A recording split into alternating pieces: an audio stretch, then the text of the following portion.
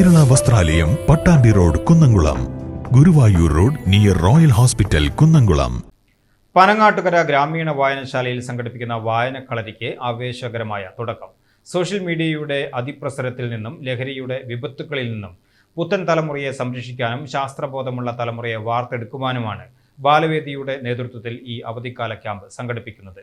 Doctor VC Vinoj master വായനക്കളരിയുടെ ഉദ്ഘാടനം നിർവഹിച്ചു. 20 ദിവസം നീണ്ടു നിൽക്കുന്ന വായനക്കളരിയിൽ കല, കായികം, സാഹിത്യം, സംഗീതം തുടങ്ങിയ മേഖലകളിൽ കുട്ടികൾക്ക് പ്രത്യേക പരിശീലനം നൽകും. കൂടാതെ നാടൻ പാട്ടുകൾ, കളരി, കരാട്ടെ, ചെണ്ട, ചിത്രരചന, ക്ലേ മോഡലിംഗ് തുടങ്ങിയവയിൽ ഡെമോൺസ്ട്രേഷൻ ക്ലാസുകളും തുടർന്നുള്ള പരിശീലനവും ഉണ്ടാകും. മാതൃഭാഷയെ സ്നേഹിക്കാനും വായനയോട് താല്പര്യം വളർത്താനുമായി ആസ്വാദനക്കുറിപ്പുകൾ തയ്യാറാക്കൽ, കഥ, കവിത, നാടക, ശില്പശാലകൾ എന്നിവയും ക്യാമ്പിന്റെ ഭാഗമാണ്. Thalappilly taluk library council executive അംഗം ഡോക്ടർ KC ശശിധരൻ അധ്യക്ഷത വഹിച്ചു.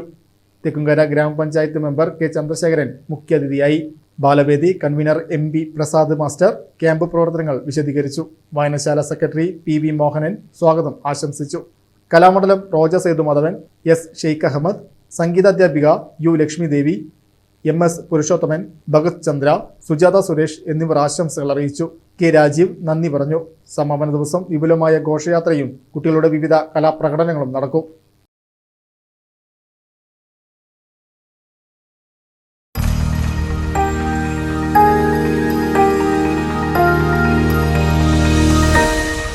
You are watching VCV News.